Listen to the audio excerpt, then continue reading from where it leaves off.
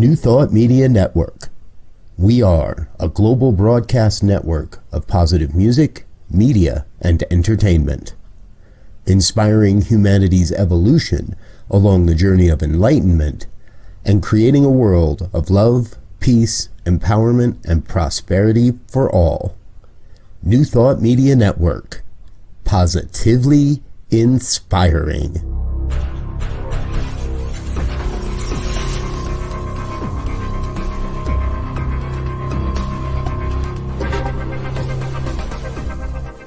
Live from a secure concrete bunker somewhere in Ohio, New Thought Media Network presents Pastor Michael Mangus with Friday's Fireside Chat, spiritual conversation for today.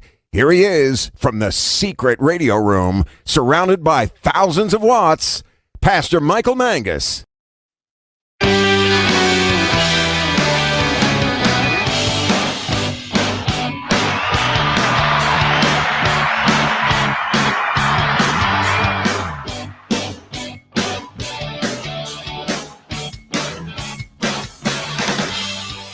Well, good evening to everyone across the United States and around the world. It is time once again for another fun-filled, thrill-packed, and always exciting edition of the Fireside Chat here on the New Thought Media Network. I am Pastor Michael Mangus, broadcasting from a secure concrete bunker in the secret radio room that only myself, Diego, and also Reverend Dr. Charlotte Manning.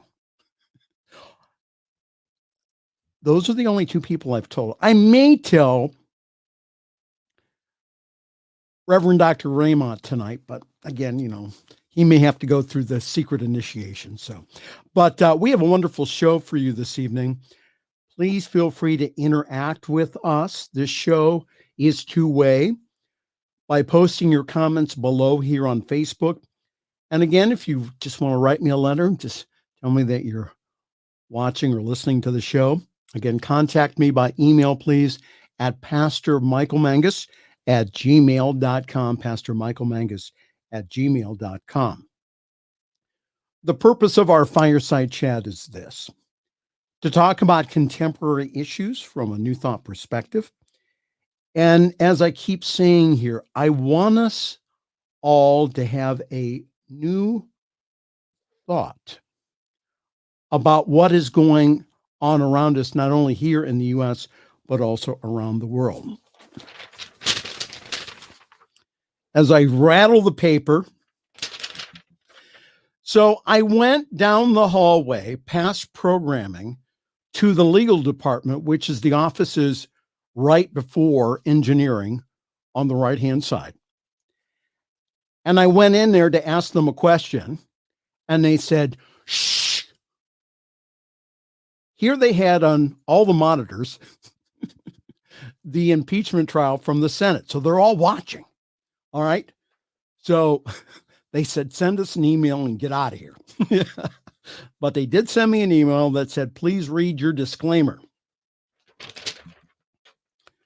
from the legal department of the New Thought Media Network. The views and opinions expressed by the host and his guests are their own.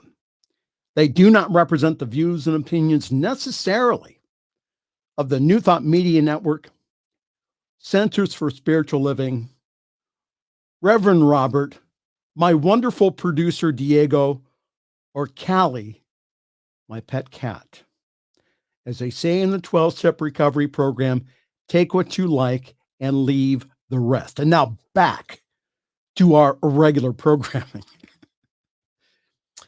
So as I was taught in ministerial school, my job as a spiritual leader is to comfort the afflicted and to afflict the comfortable.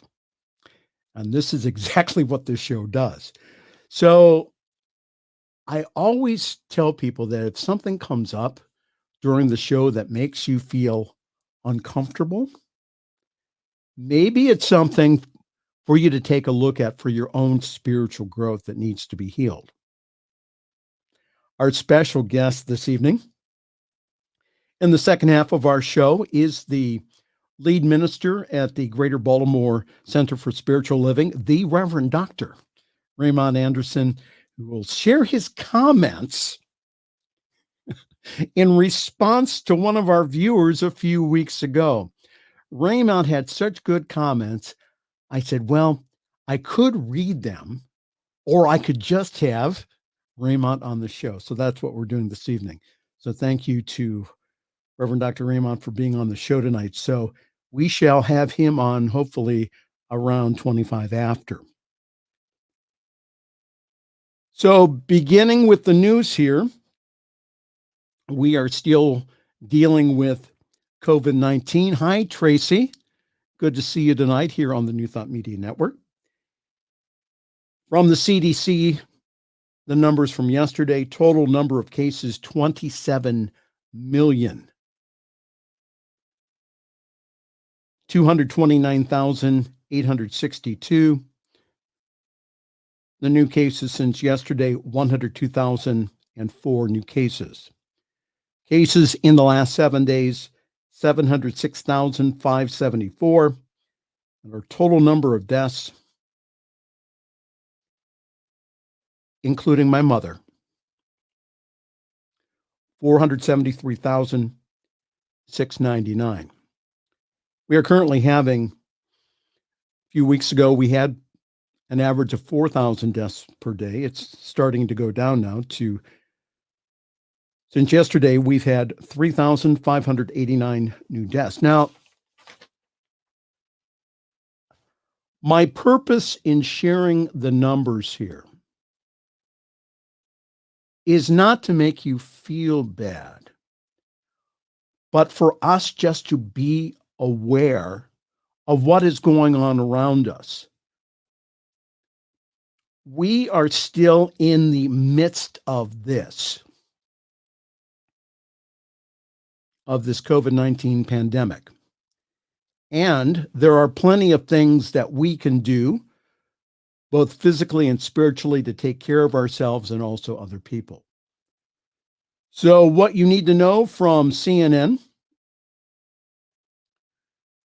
the UK coronavirus variant could impact the epidemic curve and lead to more restrictions in Europe if it becomes a dominant strain, a World Health Organization official warned.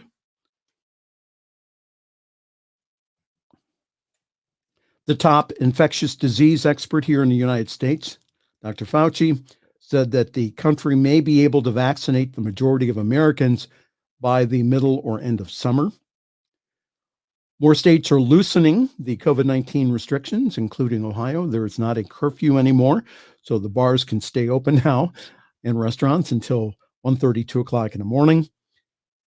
Even as experts warn, the country is still not in the clear, especially as the variants spread. And we saw with some of the Super Bowl parties last weekend is that, again, that people are gathering, however, again, that they're not taking precautions, especially outside. Double masking can significantly improve protection against the virus. That's what the new CDC data shows. Again, from CNN, double masking can block 92% of the infectious particles. I'll just briefly go through this article here. And again, anything that I mention on this show, again, that's the reason I give the source for it, is because that I want you to go back and read the whole thing, because we just don't have time to go through the whole thing. But from the CNN article, it says double masking can make significant improved protection, which is new data from the U.S. CDC and prevention shows. Researchers have found that layering a cloth mask over a medical procedural mask, such as a disposable blue surgical mask, can block 92.5% of the potentially infectious particles from escaping by creating a tighter fit and eliminating leakage. From CDC Director Dr. Rochelle Walensky, as she was speaking at a White House briefing, she said,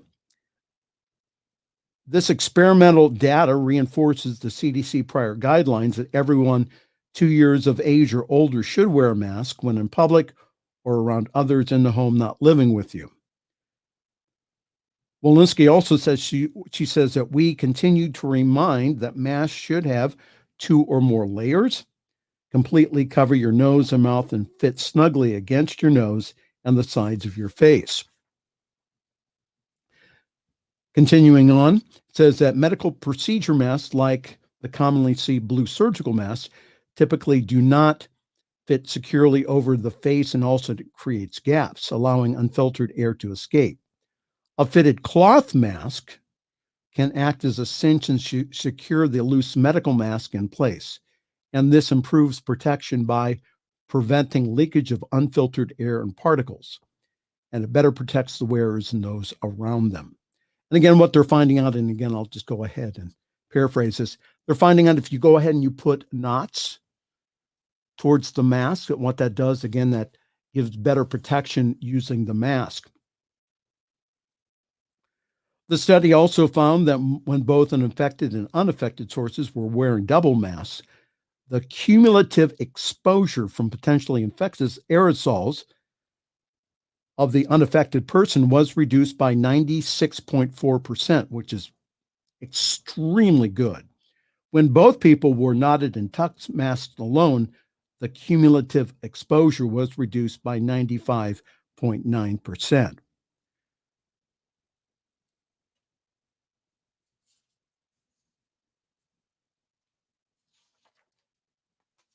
Walensky also says, she says, I want to be clear that these new scientific data released today do not change the specific recommendations on who should wear a mask or when they should wear one, but they do provide more information on why a well-fitting mask is so important to protect yourselves and others.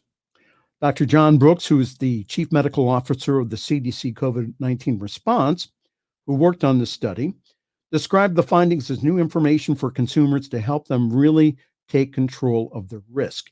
If you're going to wear a mask, Brooks told CNN, consider what you can do to make sure that it fits well to improve its performance.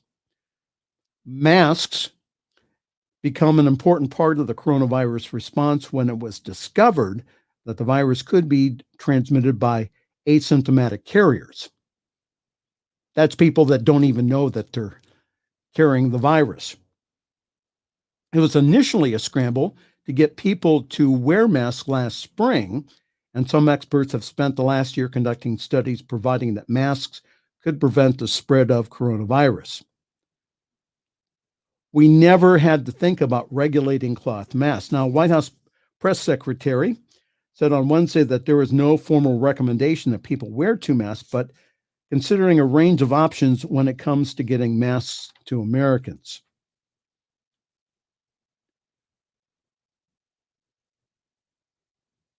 Dr. Brooks also said, he does believe that having a consumer mask standard in place could move the manufacturing market in the right direction, which is ultimately what is needed to ensure consumer protection. Also from CNN, here's a wonderful question to ask. It says, with the coronavirus variants here, should I get the vaccine? And I will shorten Dr. Leanna Wynn's answer. Yes, it is. Yes, it is. Again, consider all the scientific data. And again, as for me and my house, we are getting the vaccine. Dr. Wynn says it may be months and even a booster shot may require that you have completed the vaccine series. If you have the opportunity to get the vaccine now, you should do so to protect yourself. Remember that the vaccines we have are still effective against the variants. And also in the news, it says the Pfizer shot triggers strong immune responses to the new variants. A study has shown that people who have received 2 doses, not just 1, okay, but 2 doses of the Pfizer vaccine show a strong immune response to the COVID-19 variants first described in the United Kingdom and also in South Africa. So what can we do about this? First of all, is that we're not victims here.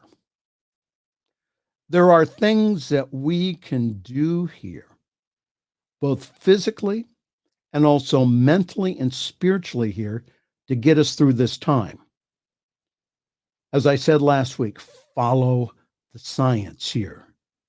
Wear a mask and consider a double one that fits your face. Watch your distance, please. Wash your hands 20 seconds. Crack open a window and insist that others outside your bubble wear a mask in your home. I know it's difficult, especially asking close family members who are outside of your bubble to do that. But again, that you are just keeping yourself safe by doing that, and also other people. And again, I'm asking everyone here, please study the science before deciding not to take the vaccine. And again, as I said before, as for me and my house, that we will get vaccinated when it is our turn. However, the whole idea of everything is this. We will all get through this if we learn how to guide our thinking. And again, like I said last week, instead of thinking that you are trapped inside, think that you are keeping yourself and others safe inside.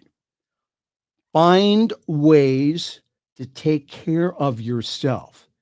And again, many individuals that I know in my circles have used this time to deepen their spiritual practice, to use this time also to talk to a minister and or a practitioner, to still stay active in their spiritual communities through Zoom. This is a wonderful time here to really get in touch and to really feel that spiritual part of us.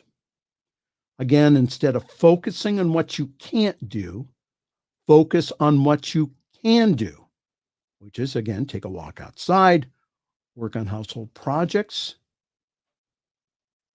There's a lot of things that you can do, so focus on that. And again, remember to socially distance does not mean to socially isolate. Stay in contact with others through phone calls and also Zoom. Please know that there's light at the end of the tunnel here. And again, for a while, we're still going to have to wear a mask.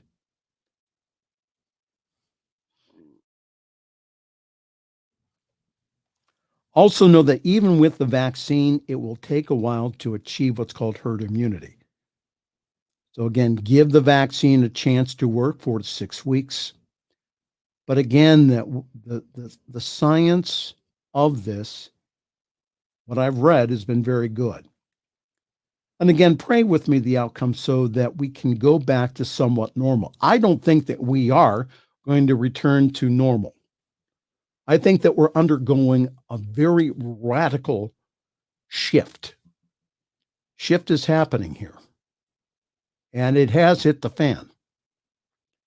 And I didn't say that bad word.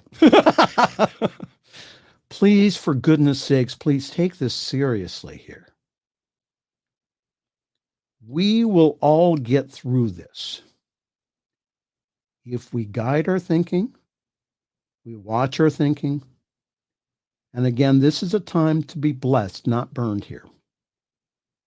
All right? Thank you for joining us this evening. You're in tune here on the New Thought Media Network here on Facebook and also YouTube to the Friday evening Fireside Chat. I am Pastor Michael Mangus, and we are talking about the news this evening.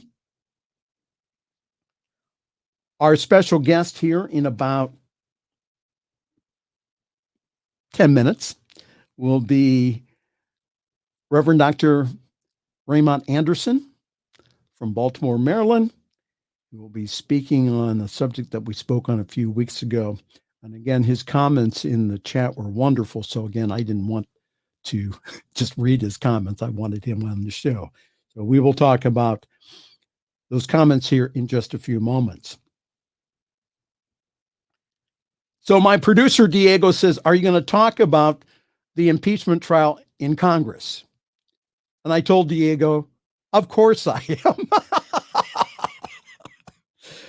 From CNN, Biden says he's anxious to see what the Republicans will do in the impeachment trial. President Joe Biden said on Friday that he's anxious to see how Senate Republicans will vote in the impeachment trial and whether they will still stand up. I'm just anxious to see what my Republican friends do if they stand up, Biden told CNN in his first comments about the impeachment trial since the House impeachment managers rested their case on Thursday. Biden says he does not plan to speak with any senators about the trial or how they will vote. Biden answered two questions from CNN outside the West Wing after making an impromptu visit to the North Lawn to see this wonderful display here. The likeness of candy hearts set up by First Lady Jill Biden in celebration of Valentine's Day. Isn't that cool? Thank you, Diego, for bringing that up. Kindness, healing, compassion, love, and courage. That's a wonderful way to spend Valentine's Day here. The president's comments came as former President Donald Trump's second impeachment trial is underway in the Senate. House impeachment managers have spent 2 days presenting the case to senators, arguing that Trump incited the insurrectionists who stormed the U.S. Capitol and failed to act to stop the riot as it unfolded. Trump's lawyers have argued today in the Senate chambers for 3 hours that the trial of a former president is unconstitutional and that Trump's speech on January 6th did not incite the rioters. The Senate has completed their work for the day with a question and answer session and will reconvene tomorrow, Saturday at 10 a.m. Eastern, with a vote at approximately 3 p.m. Eastern Time. House impeachment managers this week aired disturbing and gripping footage showing rioters violently attacking officers and then coming dangerously close to reaching lawmakers. And then Vice President Mike Pence as they fled the House and Senate. I've viewed some of those videos. 5 people, including a Capitol police officer, died in the riot at the Capitol. Despite the national spotlight being on Trump's impeachment trial, the White House has stressed that it is focused on carrying out President Biden's agenda, including passing the president's sweeping coronavirus relief bill. Biden, Vice President Kamala Harris, and Transportation Secretary Pete Buttigieg met with a bipartisan group of senators at the White House on Thursday to talk about infrastructure. Biden said this, he says, "We all know that we have to move on. Today it's about jobs and infrastructure." The president, who has not explicitly weighed in on whether he believes Trump should be convicted, said Thursday, "I think the Senate has a very important job to complete, and I think my guess is that some minds may have been changed, but I don't know. We won't know until the final vote tomorrow." Watching and listening to parts of the trial this week has been extremely interesting to me. I mention stories like this here on the Fireside Chat, not to be political, but for us to be mindful of what's going on around us. Let's know that I talk about current events for us to be able to know what the truth is metaphysically for our nation and also the world. Dr. Ernest Holmes' prayer for our nation is one to include in your daily devotions, and you can go ahead and download that from the internet. Let's understand that we are in a time of great shift and transformation.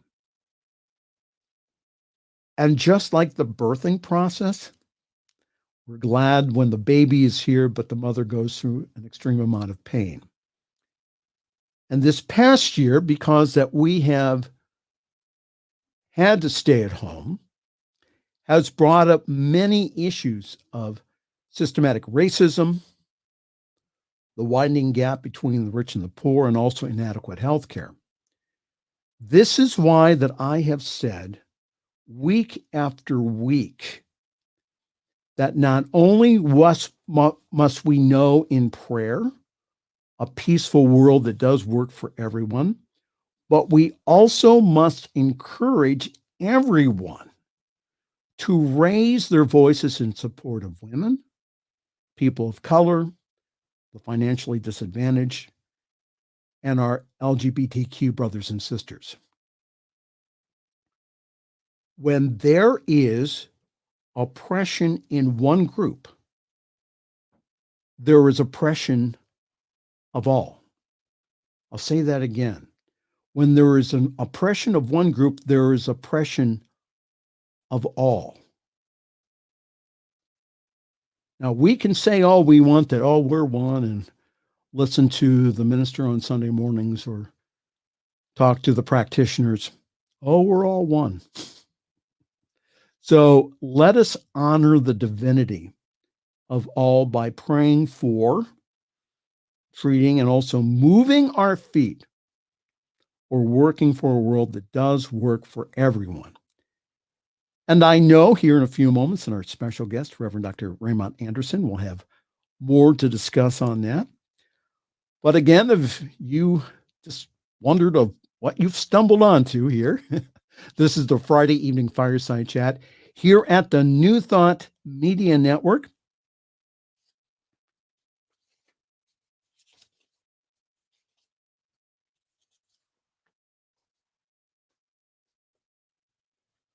Oh, we have all kinds of wonderful things to announce here. Yours truly is currently parking himself at Summit CSL in Akron, Ohio. For more information, go to summitcsl.org. There you will find all kinds of information about our wonderful Sunday gathering online at 10:30 Eastern, 7:30 Pacific time. And I know for you people on the West Coast, that is early. People do wake up at that time. So grab your cup of coffee, your tea, your espresso, your chai, and please join us. I really believe that we have one of the best services in New Thought. And this Sunday, we will have our annual Valentine's Day celebration. Our own John Miller will be providing the message and the music on love. So please go to summitcsl.org for more information on how to join our Zoom call, or you may go ahead and go on our Facebook page at the Summit Spiritual Center of Akron, and there we go ahead and we archive it and also rebroadcast it. I'm currently open for individual practitioner sessions if you'd like to book one. Also Sunday speaking. It's really cool because I can speak anywhere using this wonderful camera. And also, I love doing ceremonies, weddings, and all kinds of cool stuff. So again, if you email me at pastormichaelmangus@gmail.com, pastormichaelmangus@gmail.com, for more information, that would be absolutely wonderful.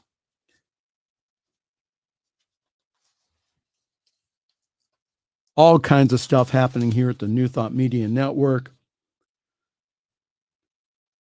Monday morning visioning here at 7 a.m. That's Mountain Time.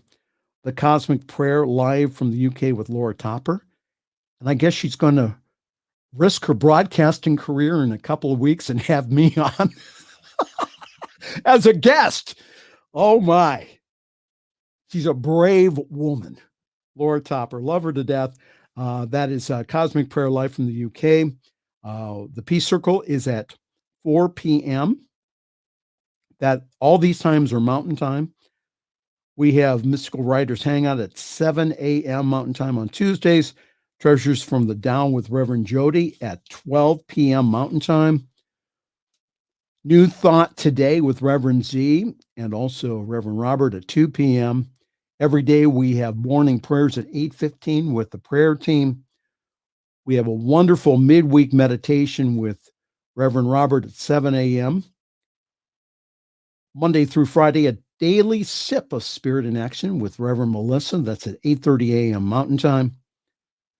Her wonderful program, Living Life with Joy, is at 10 a.m. on Wednesdays. Feel the Flow with Terry Paul Choice is at 10:30 a.m. That's Mountain Time on newthoughtmedia.org.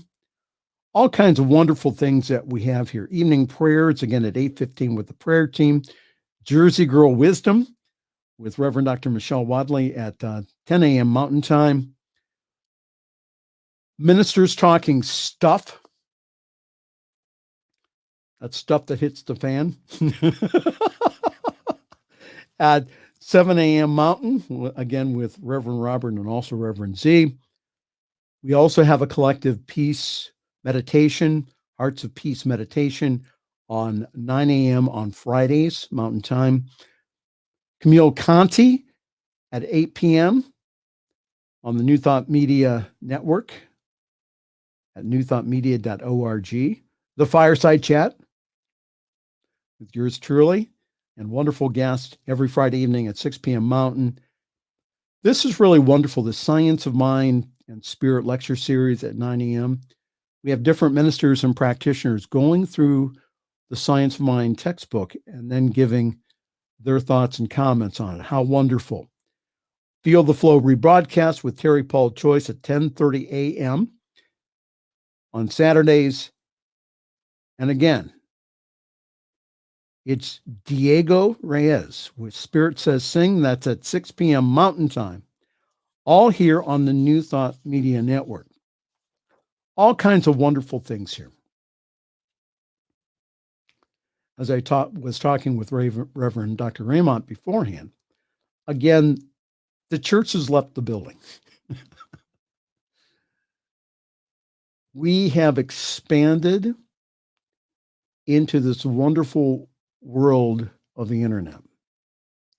And through this wonderful technology, we are able to broadcast from our homes. Something that we could not do 20 or 30 years ago. But all the things that I've said, again, are for your upliftment. So I ask you, please, if you could consider a very generous donation to the New Thought Media Network. Your money is used 100% to get this message of love and hope and peace out there during a time in which we need a little love and peace and joy. So again, please consider being a monthly partner with us.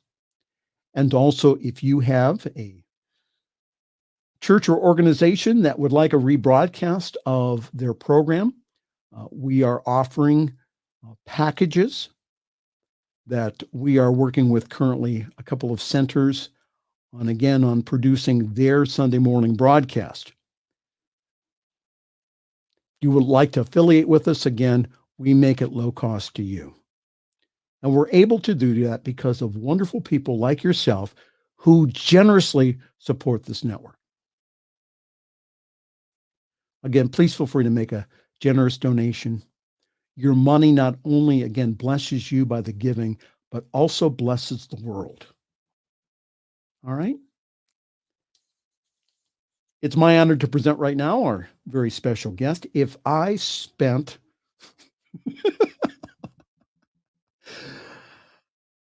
the whole time reading his wonderful bio, we would be here until 2 o'clock in the morning. I'm just going to hit some highlights here. Reverend Dr. Raymont Anderson has been frequently referred to as a Renaissance man and a visionary thought leader. As a lifelong learner with a passion for self-development, personal transformation, transmutation, and self-awakening, he lives his bliss as a teacher, mentor, speaker, minister, and a lot more.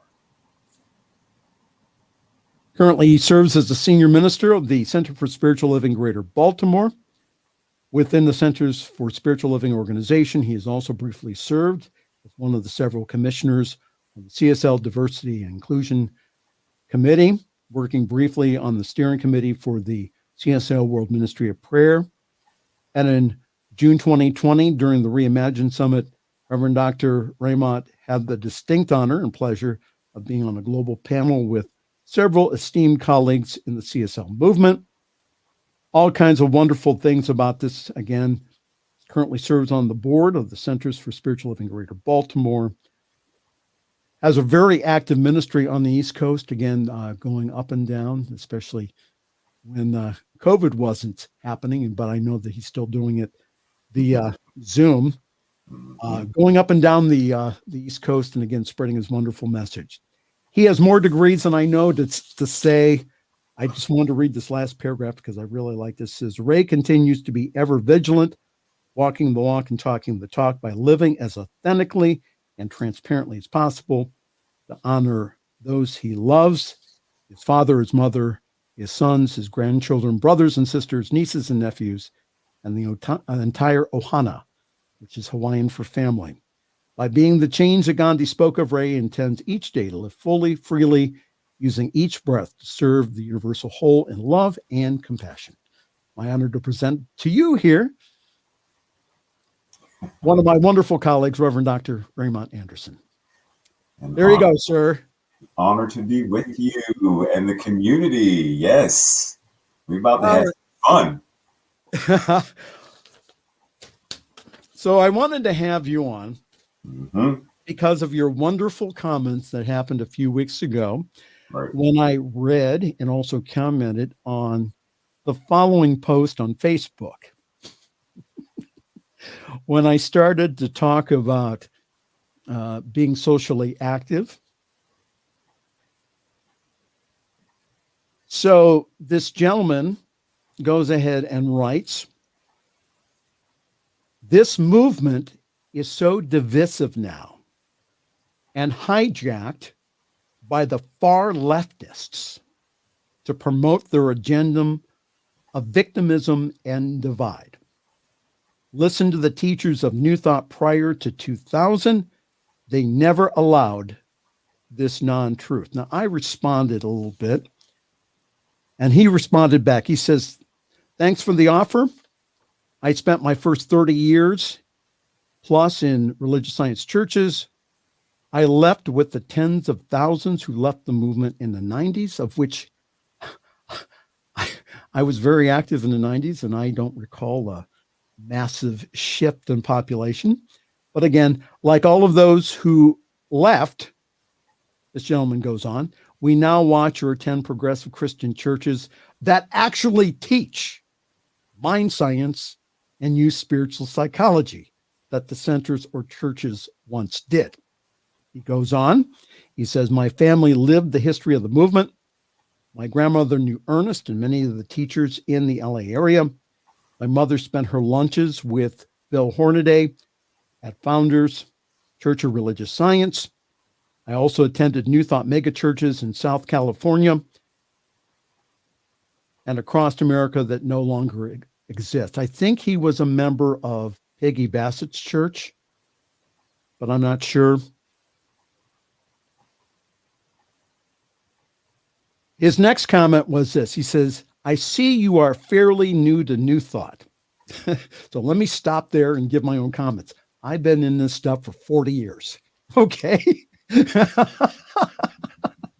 All right. So I go on here.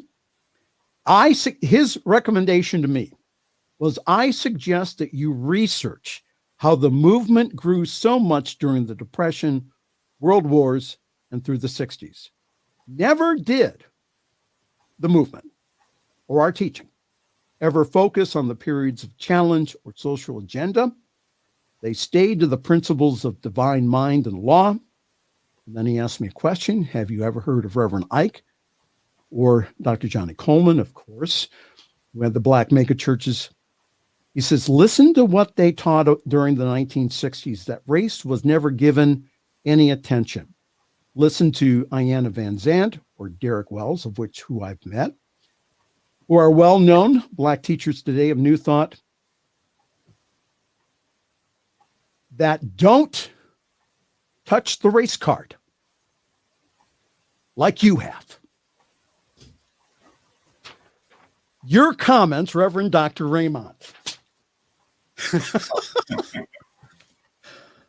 I don't even know where to start. So I'm going to start with one of those phrases that we often say in CSL, religious science, since socially active: treat and move your feet.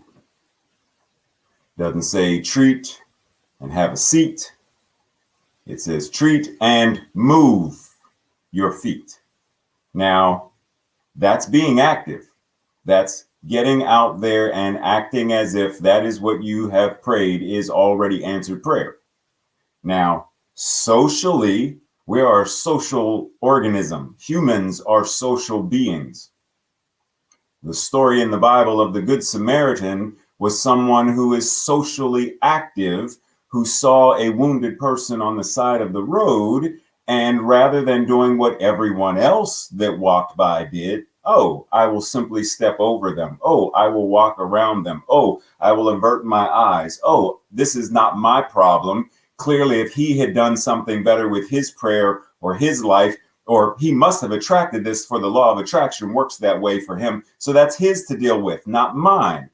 But the Good Samaritan, the reason that is emphasized as a parable by Yeshua, the leader of mind science in that period, is because what he is saying is, look, there comes a time when you have to step off of your Sadducees and Pharisees throne of this is not mine to do, for thus I shall not touch it. You have to come off of that lily white throne of I don't touch, I don't deal with, they're the untouchables, they're the prostitutes, they're the tax gatherers, etc. You have to come down and be with the people.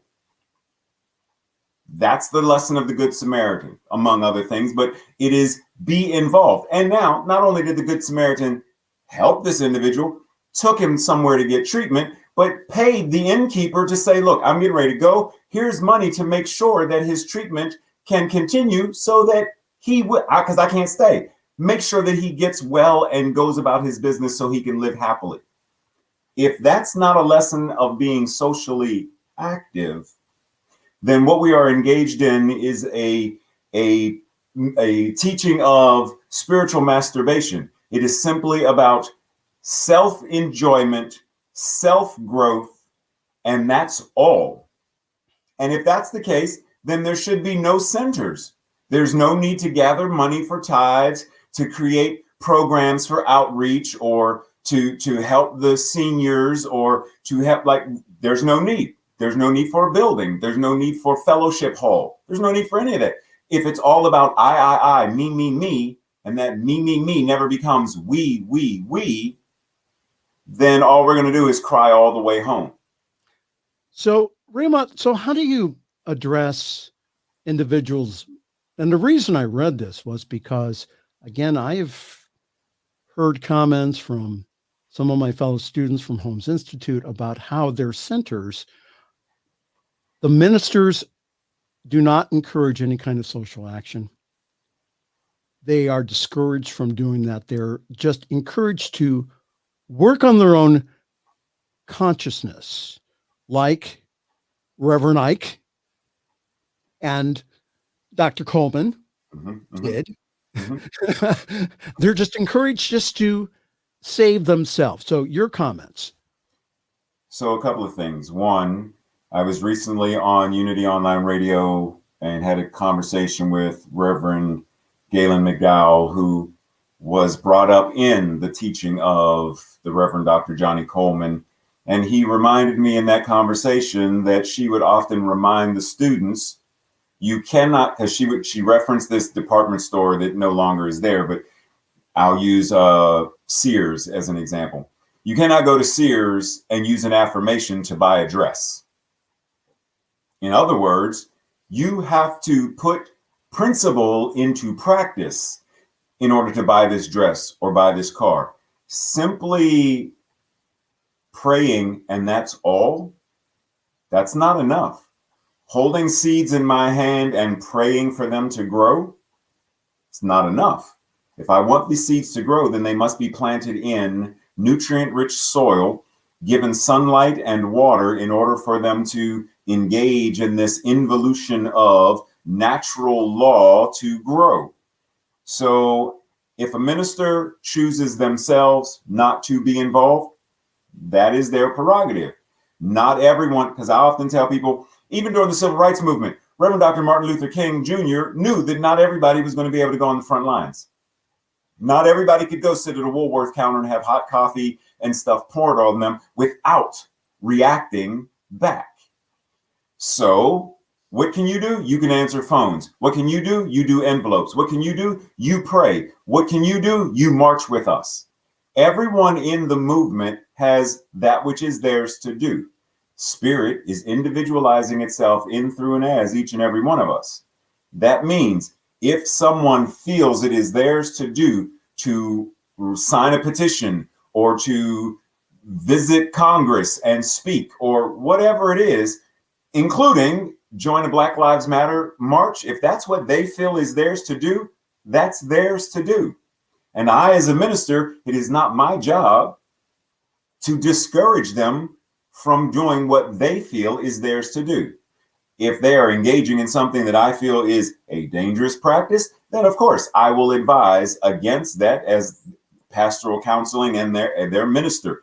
But if they're involved in a non-violent, a peaceful protest, a march for peace, then are they not stepping out there to be the change? Don't pray, just pray for change. Don't just meditate for change. Be it. And if you're going to be it, then it means showing up fully in, through, and as that. So for me, it's each person find that place within yourself where what resonates, what is mine to do? How do I, maybe that's courageous and awkward conversations. Maybe that is going to a march. Whatever that is for you, that is yours to figure out. But to tell someone, so you feel called to be an ER surgeon, why would you want to do that? Of all the things you could do, that's not yours to do. It's not ours to tell them what is theirs to do. Spirit is incarnating as them. My job as their minister is to assist them in nurturing that and pouring into their life so that they can do what they are here to do, demonstrating their spiritual magnificence. I think my experience is that many of us avoid this because we are afraid to engage. Many of us don't really treat and move our feet because it's uncomfortable to have those conversations about race and sexism and homophobia and xenophobia. It's uncomfortable to engage in conversations about politics.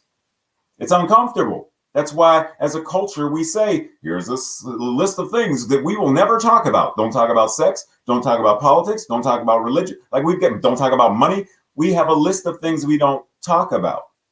But if we are going to be divine beings, having a divine experience that we call human, then that means all of these untalkable things are how God shows up. God shows up as politics, as money, as sex, as God shows up in all of this because there's not a spot where God is not. Right.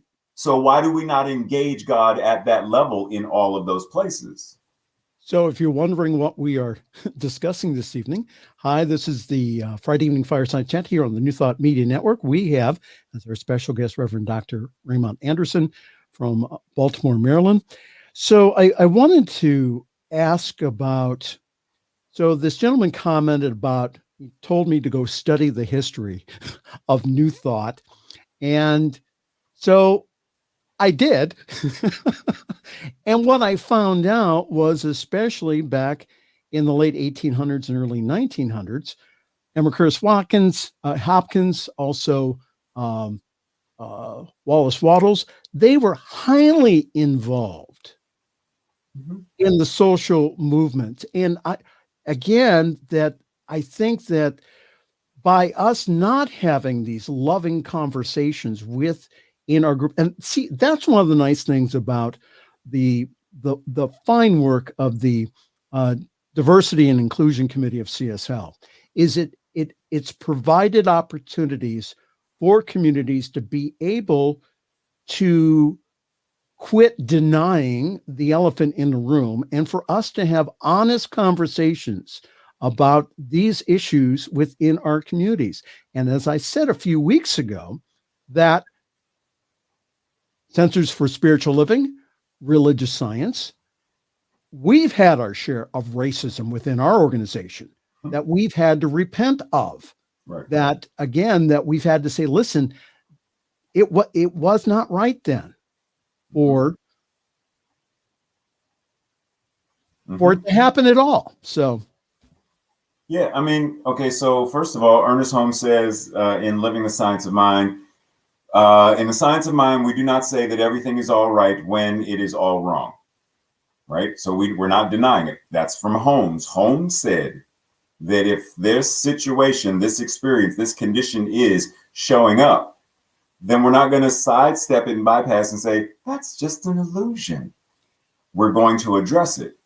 So let's 3 steps back, because Emma Curtis Hopkins also says in one of her books, she refers to a young African-American girl, 1, as colored, 2, that her kinky hair, they prayed for it to go straight and the prayer was answered.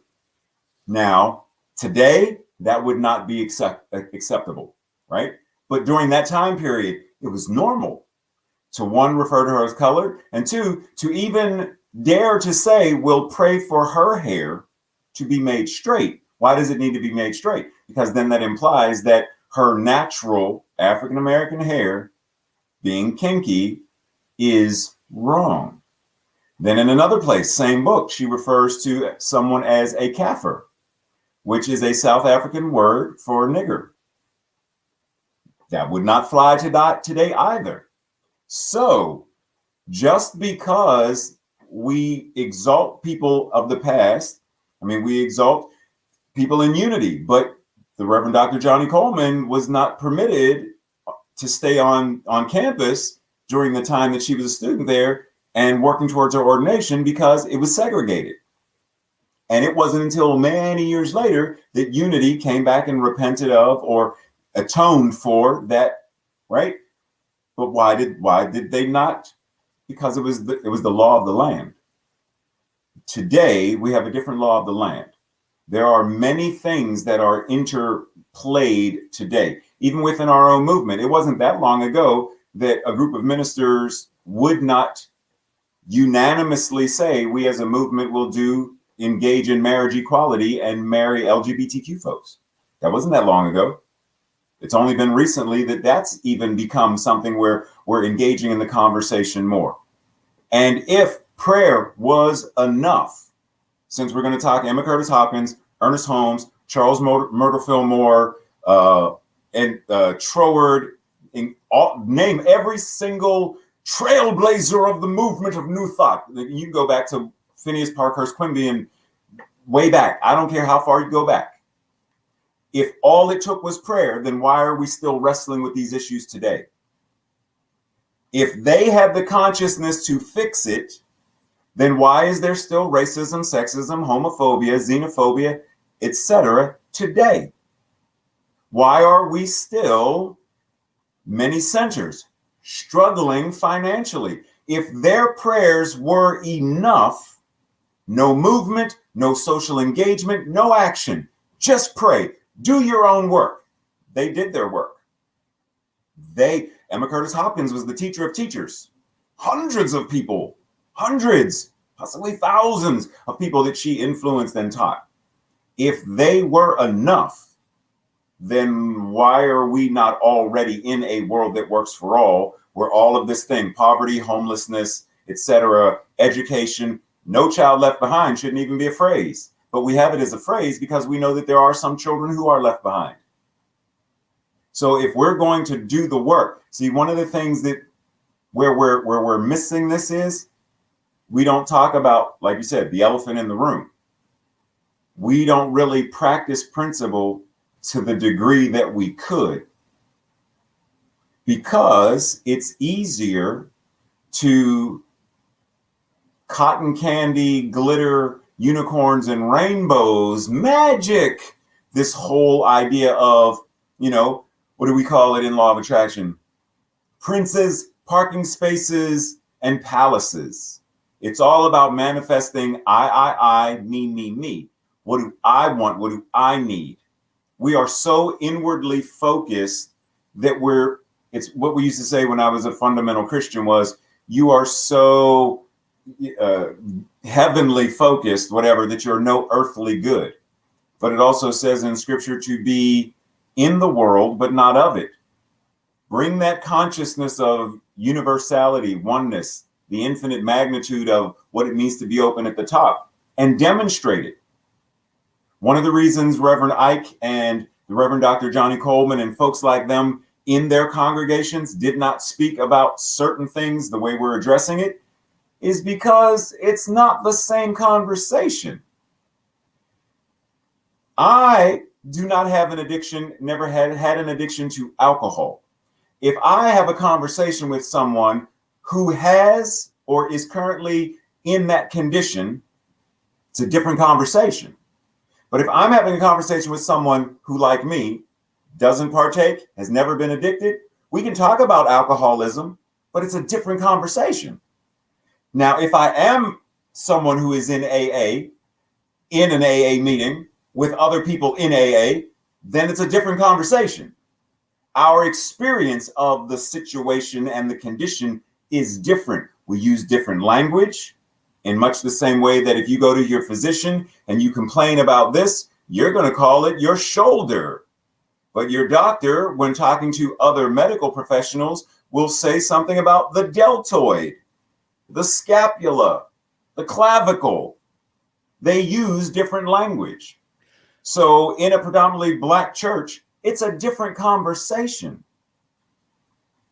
Well, again, that's one of the reasons why, again, that yours truly, and thank you for joining in the conversation this evening, that, again, we need to be having these kind of conversations within our organization. And that also we need to also study the history also about, again, being active and involved. We are all out of time, Reverend Dr. Raymont. I'll have to have you on and we can continue the conversation. His information is, Diego's going to put that up, RaymontAnderson.com if you want more information about Reverend Dr. Raymont. Also look up Greater Baltimore CSL. Again, more information about him there. My brother, my friend, thank you so very much. Thank you for being a light. Thank you for coming on the program and explaining that. I hope that our friend at least will hear that. And I hope that other people in New Thought will also hear what we just said this evening and will have a new thought about this discussion. Again, Dr. Raymont, thank you so very much. Really love you and appreciate you. Thank you. All right. So it is that time to go, man. Time flies when you're having fun here. Again, remember that we are here for you at the New Thought Media Network. If you'd like prayer, if you'd like to talk to someone, if you go on our website, which is ntmedia.org, lots of information about what we do here.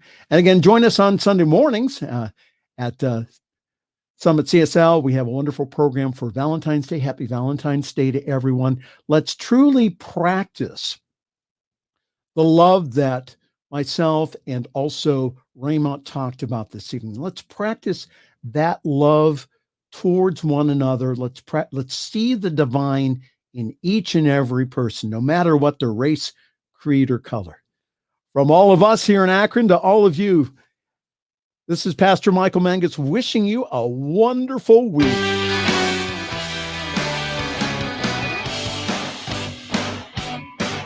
Thanks for joining us this evening for Friday's Fireside Chat with Pastor Michael Mangus. Join us again next week at 8 Eastern, 6 Mountain for more spiritual conversations for today.